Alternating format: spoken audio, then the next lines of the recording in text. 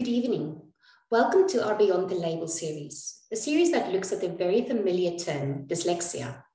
Now, before we can move beyond the label, we really need to understand what's in the label. So please join me on our journey of discovery as we deconstruct the term dyslexia. Now, where do we start? Well, it started at the root. The term dyslexia is a Greek word that was first used by Rudolf Berlin, a German ophthalmologist, and he replaced this term with a previously used term, word blindness. Now, the term really means just what it says, dyslexia, difficult words. So difficulty with words. 1 in 10 South Africans are diagnosed with dyslexia. So we have about 5 million people in the workplace and schools that struggle with reading and learning. Now, our understanding of dyslexia has really developed over the past years. We even have lots of types of dyslexia that's been diagnosed and identified. If you want to know if your child is dyslexic, just go to any of the screeners that's available to go and see, and you can find out for yourself. So really, we have dyslexia sorted, don't we? Well, not so much. Dyslexia is actually one of the most disputed terms in the history of psychology. Never in its existence has there ever been agreement in terms of just exactly what it means. So let's start by looking at some of the common perceptions around dyslexia. Firstly, dyslexia is a neurodevelopmental disorder and it impedes learners' ability to read, spell, etc. I'm sure none of us will argue on this point. Next, dyslexia always runs in families. It's a hereditary disorder and it's passed down through a person's genes. Thirdly, dyslexia only occurs in learners with good and average intelligence, and there must be a discrepancy between a child's reading and spelling skills and their other cognitive skills or intelligence. Then, dyslexia is a lifelong condition. It can be improved with some intervention, but a child with dyslexia will always struggle and will always require support through concessions, technology, etc. And lastly, dyslexic brains are just wired differently. They just perceive things differently. And therefore, as brain pathways are fixed and cannot change, we need to accept this difference and rather focus on dyslexic learners' strengths. All good, because obviously dyslexic learners have clear strengths, and that's where the gift of dyslexia comes from. But let's look at some definitions of dyslexia and see whether they agree with those common perceptions that we've just discussed. Well, I've got 3 major definitions here of 3 of the largest or most influential countries in the world. So let's have a look at what they have to say. Well, the first one says that dyslexia is a learning disability and that it would always persist if you look at the pervasiveness. The second one says there is a learning difficulty, and that actually its persistency and severity at the bottom might vary. It depends on how learners respond to intervention. And the last one actually says that it also can improve with intervention to improve attention and perceptual skills. The primary difficulties seem to be very similar, that there's difficulties with word recognition, that's something that we all know, except that the last one are very specific in their approach to say that it's more about attention and how children perceive symbols, so that whole learning difference situation. And then the diagnoses are the very interesting ones. The first one says there has to be a discrepancy, such as we had in the perceptions. But the next one says, no, not at all. There's no real discrepancy. And it occurs across a range of intelligences. So not just good or average intelligence, and that there's just no real cut-off points. It's just a continuum like any other disorder. And then the last one actually says it only occurs in people with good or average intelligence. So very, very, very different perceptions of what the term dyslexia means. And let's just have a look at who says what. So firstly, we have the International Dyslexia Association, so which you would have thought, given it's international, that everybody would have agreed on it, but no. The second one is the British Dyslexia Association, and then the third one is actually the American Dyslexia Association. So you can see that really there is no agreement on what exactly dyslexia means. To find out more, let's look at the DSM-5. Now, for those who don't know the DSM-5, it is a diagnostic and statistical manual of mental disorders. It's version 5, so every 10 years they publish a new version. So the next one was due to be published in 2022, which is this year. And it's the universal authority on diagnosis. So most countries ascribe to it. And if we don't agree, then we will agree, or at least agree to agree on this definition. And then therefore it is the official diagnosis of mental disorders. Now the DSM-5 really tries to look at all the research that's out there and then only kind of include what is in agreement. So the first thing you'll see is that it says specific learning disorder. So we're missing the word dyslexia. Now that is because the DSM-5 have found that there's just so much disparity between everybody's views about dyslexia that they just removed it overall. And instead, they made a category of specific learning disorders, so which means difficulties in specific areas. And those specific areas that's been identified is reading and comprehension, which is in the old terms, dyslexia, or spelling and written expression, so dysgraphia, or number concepts or mathematical reasoning, dyscalculia. These difficulties have to be observed for at least 6 months, despite targeted help. So we're moving from just all the different elements of hereditary, from discrepancy, from intelligence in general, just to be observed that you struggle with any of these areas of learning.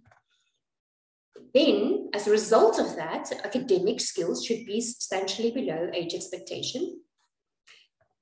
And difficulty should start during school age. In other words, even if you're diagnosed as an adult, you should have already experienced these difficulties as a child. And then lastly, that these difficulties cannot be ascribed to anything else like trauma, intellectual disability, visual or hearing difficulties, etc. And the diagnosis, very interestingly, has very much changed. It's made through a combination of observation, interviews, family history, and school reports. So can you see the absence of intelligence testing, which is very interesting because normally the first thing we would do when we want to diagnose dyslexia is go for a very thorough psychological assessment of intelligence. So let's just summarize all the changes. Well, first of all, like we said, an IQ assessment is not necessary because it's not part of the narrow definition of dyslexia. That neuropsychological testing, so all those screeners that I showed you before, have value, but not to diagnose. Rather, they provide profiles of strengths and weaknesses so that you can plan interventions for the child. And talking about interventions, it's a real shift away from assessment for diagnosis and rather moving towards an assessment for intervention. So if you go for the educational psychologist assessment, the purpose of that is not so much to diagnose, than to exclude other difficulties, such as maybe intellectual disability, and to point out some other areas that you might be struggling with and that you might want to address. But what is a very clear shift is in our perception of dyslexia. Is that learners don't struggle to read because they have dyslexia. Rather, they have dyslexia because they struggle to read.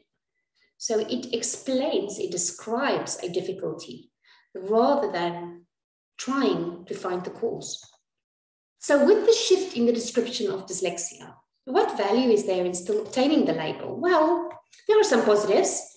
One, it gives validation. So we know that it's nobody's fault. It's not the parents' fault and it's not the child's fault that the child is struggling with reading and spelling. It helps the child make sense of their difficulties. It helps to have a label and feel, okay, I understand now why I'm struggling. Then we've got this gift of dyslexia, that there are certain strengths, creativity, out-of-the-box thinking, etc., that's associated often with children with dyslexia. And it's good to celebrate those. And then it also guides decision-making around support. So what type of interventions your child might need, what teaching approaches might work for your child, is technology and concessions necessary? And then is a remedial school placement necessary? So it helps to guide what the next steps for your child might be.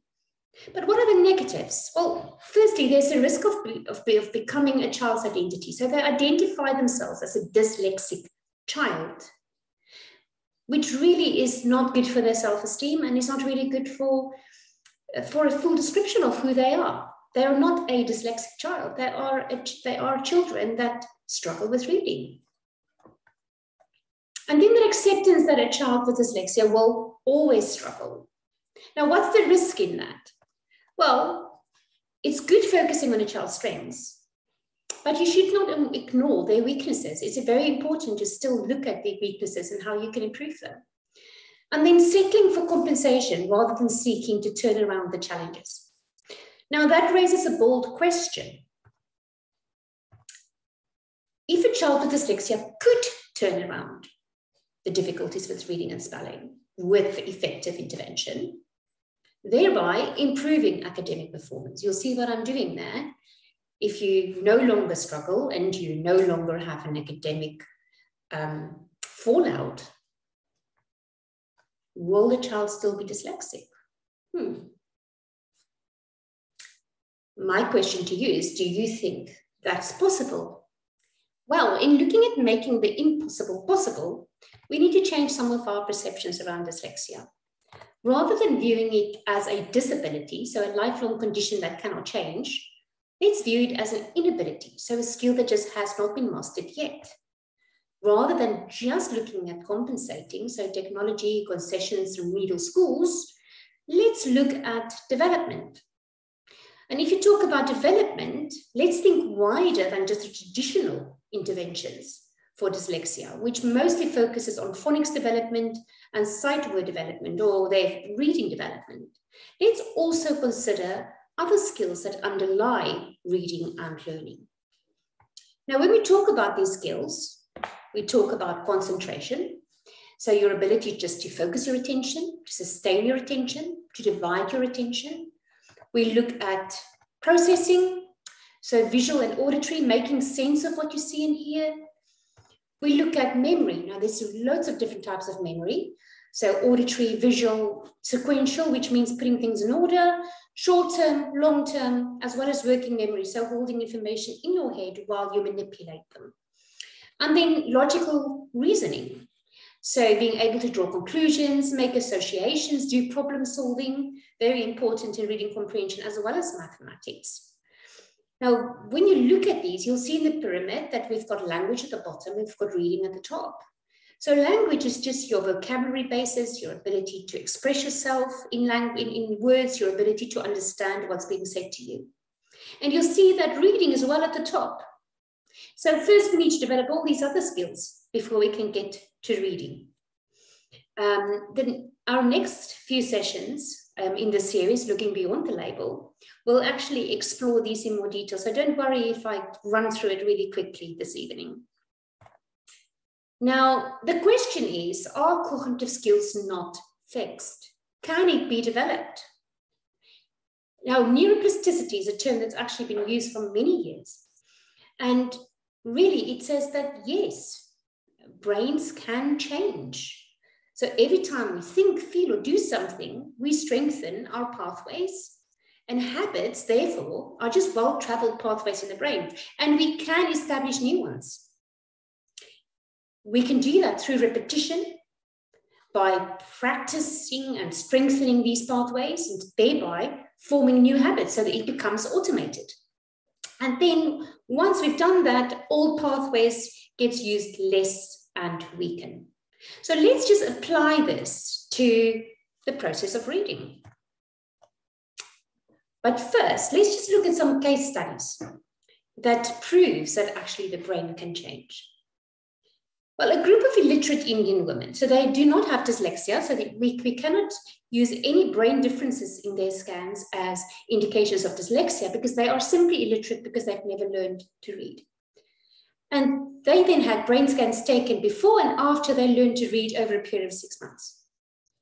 Then our second case study is actually a group of dyslexic learners, and their brain scans were compared to that of other children that are not dyslexic, but that are reading at the same age. In other words, if you have a dyslexic child that's 11 years old, but reads still at 7 years, then his brain scans would have been compared with a child age 7 that is an appropriate reader.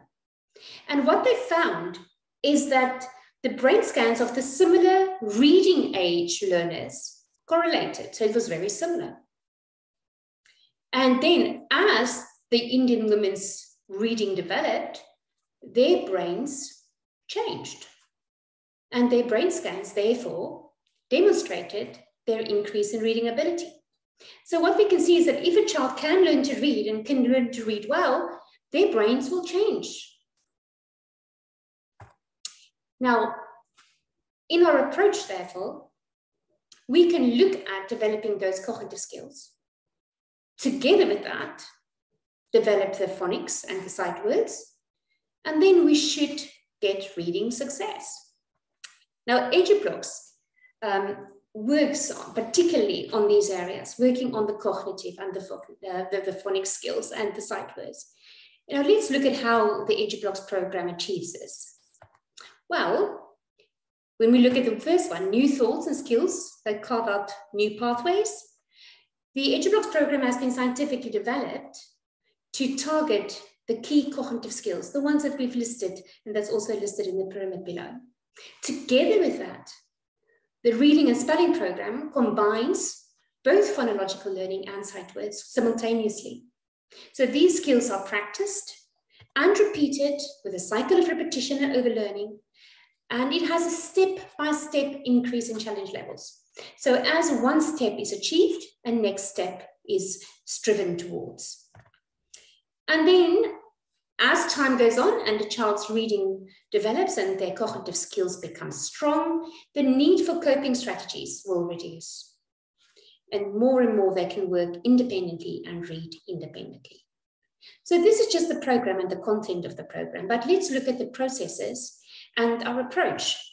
Now, our approach is an integrated approach, which means that rather than developing one skill at a time, let's first just develop memory, then develop processing, then develop concentration, and then eventually get to reading. It is an approach that combines cognitive development with literacy development, and that combines sight words and phonetic knowledge simultaneously, and also combines in each lesson the components of speaking, listening, reading, and writing, so that the child has a full experience of development. Then we also use a dynamic learning process. Now, dynamic learning basically means that you do step-by-step development. So one step secured, next step added. That it's multisensory and interactive. So our lessons are using all the different senses, and it's a very interactive experience with our tutors. Then our task involved a high level of learning engagement. So children really enjoy the lessons, it's made fun. And then they use multiple learning mediums. So we don't just use one way of reinforcing the cognitive skills. We use different activities and different approaches, and both computerized as well as tutor-led lessons in most of our classes. So if you're interested, if your child is struggling, please come and look at our website, edublox.co.za, and come and read some of our success stories. Here is just a few of the ones that have actually been presented in our Learner of the Year Championship for last year. You've got Saki, Marcel, Regil, you've got Gemma, Mackenzie, Icona, Johanna, and then our last learner. And it's so nicely said, anker jou kind and laat haar vlieg. Anchor your child and let her fly. So thank you very much for listening. I hope that you will be joining us for our next session, which will be on the third Thursday of May. And if you want to follow us, please go and find us on Facebook, or please visit our page on our website. Have a great evening.